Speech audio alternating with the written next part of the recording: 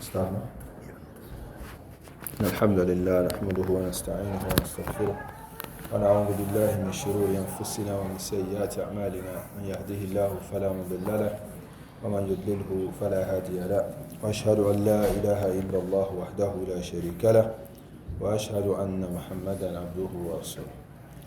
Inshallah, we make this short. The next fa'idah, which we are reading from the book of Ibnul-Qayyim rahimahullah ta'ala, is the 25th fa'idah, the 25th benefit. And this has to do with al-asbab al-majhuda wal-asbab al-ghaiba. Al-asbab al-majhuda wal-asbab al-ghaiba. By the time we read this short chapter, we can conclude with whatever title we want, because I don't think this title captures the message, as we shall see inshallah. The beginning part of it is a little bit philosophical, so the Imam wants us to think about some abstract matters, and then, as you know, he will bring it to reality. So he says, ليس في الوجود الممكن سبب واحد مستقل بالتأثير. There is nothing in the possible existence, in the life as we see it, that is a cause which is independent in its effect. So what does this mean? There is nothing that by itself can bring about something else. Nothing by itself can bring about something else. No. بل لا يؤثر سبب البتة إلا بانضمام سبب آخر إليه. It says, no cause by itself can have an effect except with the addition of another cause. Except with the addition of another cause. That is, nothing by itself, all by itself, can bring about an impact or an effect, whatever you think about, except you add something else to it. And in fact, it also needs intifa' mani' yamna'u ta'thiri. And such a thing also needs to remove any impediment in front of it. We can get into details, but the Imam brings an example. And the example he brings, he says, كَتَأْثِيرِ الشَّمْسِ فِي الْحَيَوَانِ وَالنَّبَاتِ فَإِنَّهُ مَوْقُوفٌ عَلَى أَسْبَابٍ آخَرٍ. If you look at the impact of the sun on our planet, on the animals, on the plants, the sun, as you know, is they say the source of energy. Let's look at plants, for instance. Plants get their energy from sunlight by what is known as photosynthesis. Photosynthesis, does it occur with sunlight alone? You need something else. You need oxygen. You need water. So this is an example that the Imam is given. Sunlight, we know, is the source of energy. But does it by itself make plants to grow? Does it by itself give animals energy? No. You need some other processes. You need something to add to it. You need some other form of conditioning for it to happen. And so he says, min wujudi mahallin qabil. But part of the thing you also need is a receptive medium. Let's look at another example. A teacher. A teacher wants to make the best student. You know, he has prepared the best learning materials. He has gathered all the sources, everything that the child needs. Do you think he's going to succeed if the child is not ready? Do you think he's going to succeed if the child is not receptive? So, meaning, you need other things with the cause or the initial, source for you to achieve anything. He gives another example. He says, وَكَذَلِكَ حُصُولِ الْوَلَدِ مَوْقُوفٌ عَلَى عِدَّةِ أَسْبَابٍ غَيْرِ وَطْءِ الْفَحْمِ. He said the same thing. If you want to have a child, you don't need a man alone. A man cannot make a child by himself. You need some other things for the child to come to life. وَكَذَلِكَ جَمِيعِ الْأَسْبَابِ مَعَ مُسَبِّبَاتِهَا. He said, and this is the same for all causes and effects. فكل ما يخاف ويرجى من المخلوقات فأعلى غاياته أن يكون جزء أو جزء سبب غير مستقل بالتأثير. He says everything that people fear or people hope for from the creation, from what Allah has created, the maximum potential they have or the highest ranking that it can have is that they are just a part.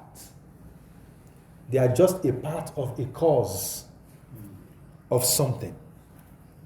Whether it's human being, whether it's wealth, whether it's anything you can think of that people need to achieve anything in life, that thing by itself cannot bring about success.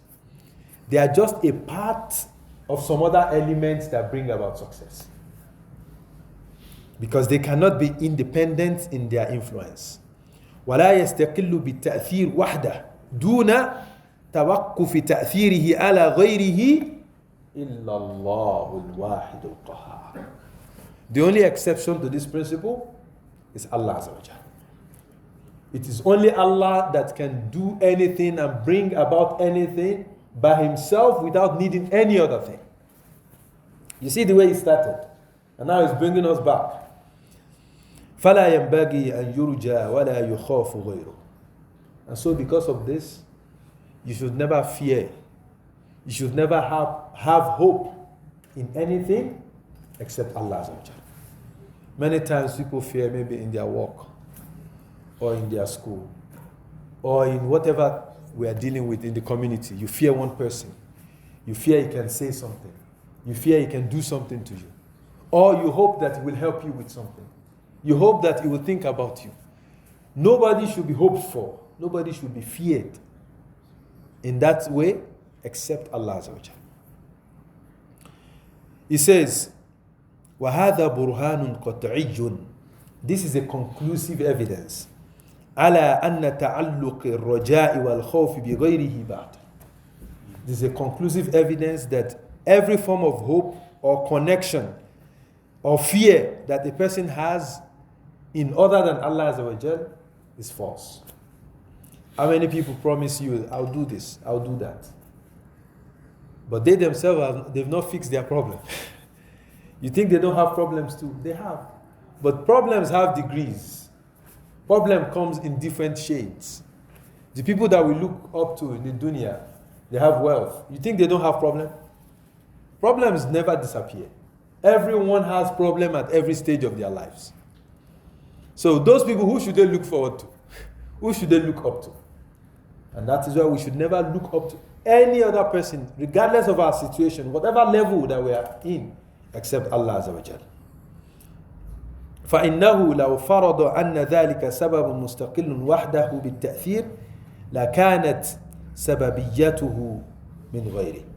The Sheikh says if you were to assume that an independent cause has an effect by itself, then where will it get its source from? You know, when Allah talked about the creation in Surah 2, He says, "Am khuliqu min ghayri shay'in, am humul khaliqun, am khalaqu as-samawati wal ard, bal la yuqinu." When Allah was challenging us about the possible sources of creation, the first option He gave was, were they created from min ghayri shay, from nothingness, or are they themselves the creation or the creator? But there is a third one that Allah did not mention.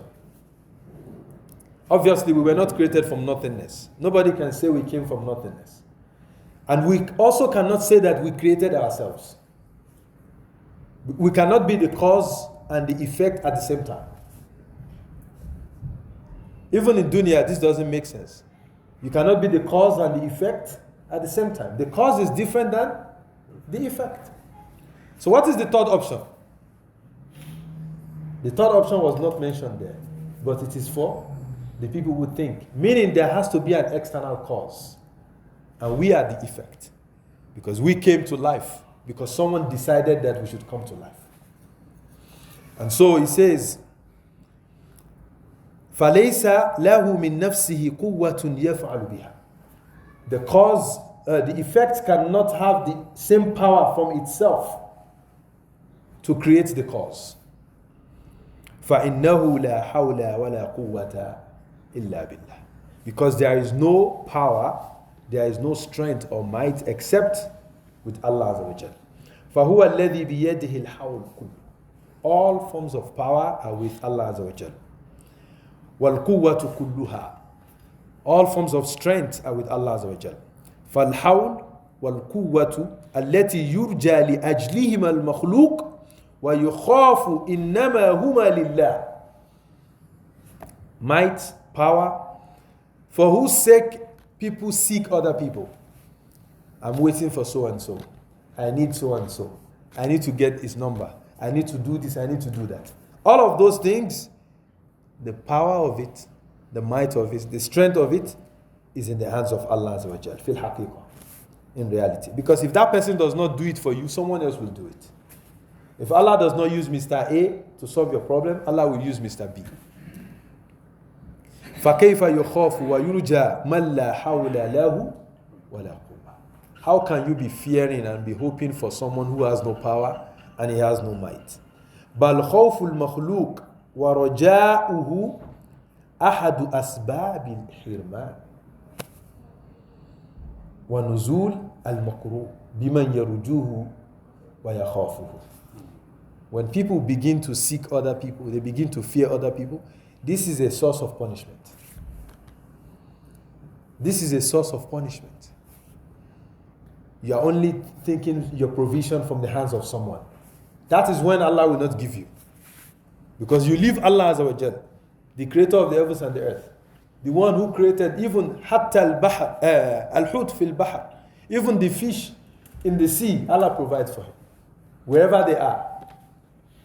You leave that one and you are asking someone else. Someone who was created by Allah Azza wa Jal, like you.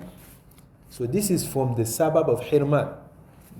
And from the sabab of punishment, that which you are fearing will happen. He says, فَإِنَّهُ عَلَىٰ قَدَرِ خَوْفِكَ مِنْ غَيْرِ اللَّهِ يُسَلِّطُ عَلَيْكَ.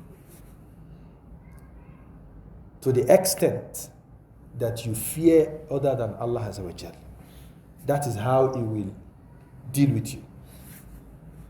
That is, the more you fear other people, other than Allah Azza wa Jal, the more Allah will deal with you. وَعَلَىٰ قَدْرِ رَجَائِكَ لِغَيْرِهِ يَكُونُ الْحِرْمَانِ. And the more you hope for other people, the more you will be deprived. وَهَذَا حَالُ الْخَلْقِ أَجْمَعُ. And this is the condition of all creation. All creation of Allah Azza wa Jal. This is their condition. وَإِنْ ذَهَبَ عَنْ أَكْثَرِهِمْ عِلْمًا وَحَالًا. Even though majority of the people do not know this. Majority of the people do not realize this. فَمَا شَاءَ اللَّهُ كَانَ وَلَا بُدَّ. Whatever Allah wills is what will happen. That job that you want, if Allah wants you to get it, is when you get it. If Allah does not want you to get it, you will not get it. وَمَنْ لَمْ يَشَأْ لَمْ يَكُنْ وَلَوْ اتَّفَقَتْ عَلَيْهِ الْخَلِيقَةُ. Even if all of the people gather, what will happen will happen. What will not happen will not happen. I will end with this hadith, and that's not part of this. It's the hadith of the Prophet Muhammad sallallahu alaihi wasallam. Imam An-Nawawi brought it. He says, لو اجتمعت الإنس والجن على أن ينفعوك بشيء لم ينفعوك إلا بشيء قد كتب الله لك. If the whole of mankind and the whole of the jinn were to gather to want to benefit you with something, they will never be able to benefit you with anything except what Allah has written for you. And if they were to gather to want to harm you with something, they will never be able to harm you except with what Allah has written against you. And the hadith ends by رُفِعَتِ الْأَقْلَامِ وَجَفَّتِ الصُّحُفِ. The pen has been risen. That is, everything has been written already. And the scrolls are dried. Meaning no more writing. So inshallah we'll stop here. Whatever we say that is correct is from Allah and His Messenger. Whatever mistakes is from us, we ask Allah to forgive us. Jazakumu khairan. Subhanallah. Allah accept your umrah. May Allah make it one that makes you closer to Allah Azza wa Jal. Part of the dua that the Prophet Muhammad sallallahu said we should say to someone who is traveling is Astawjin lahu dinak wa amanatak wa khawatima amalik zawadak Allahu taqwa wa ghafara dhanbak wa yassaraka laka al-khair haythuma. Make dua for us too. Inshallah. May Allah take you safely, bring you back safely, and make you meet us too safely. Inshallah. Jazakumullah khair. Inshallah. See you inshallah.